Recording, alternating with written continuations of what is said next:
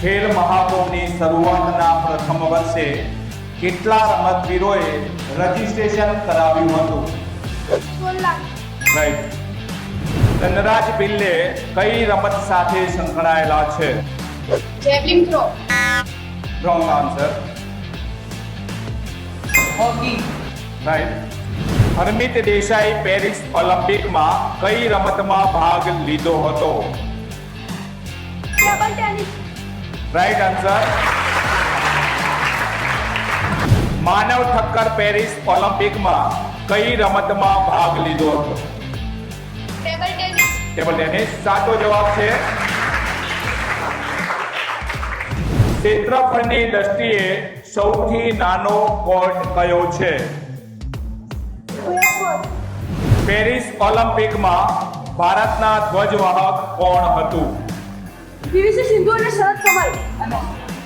સાચો જવાબ પીવી સિંધુ અને શરદ કમલ. પ્રખ્યાત રમતવીર પેલે કઈ રમત સાથે સંકળાયેલા છે? કયા વર્ષે ભારતે ઓલિમ્પિક ગેમ્સમાં પ્રથમ હોકી ગોલ્ડ જીત્યો? 1928.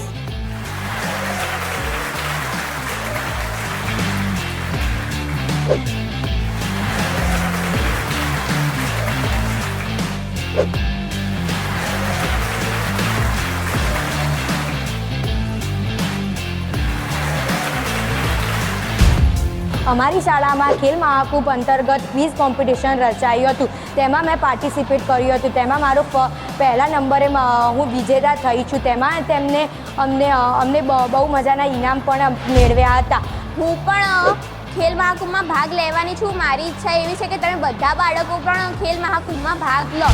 અલગ અલગ ખેલાડીઓ અને તેમને મેળવેલા મેડલોની જાણકારી મળી. અમને જેવી ગેમો અમને ખબર નથી તેની પણ અમને ખબર પડી. અને હું અંતમાં કહું કે તમે બધાએ સ્પોર્ટ્સના લેવલમાં આગળ વધવું હોય તો ખેલ મહાકુંભમાં જરૂરથી ભાગ લો.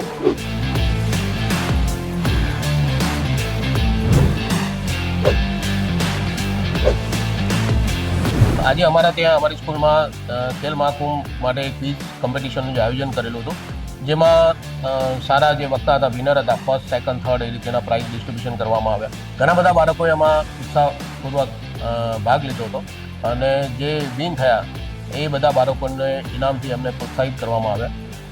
તો ખેલ મહાકુંભ એ જે અત્યારે 39 ગેમ છે એ 39 ગેમમાં જે બી ગેમમાં જે બાળકને ઇન્ટરેસ્ટ હોય એમાં ખરેખર પાર્ટિસિપેટ કરવું જોઈએ.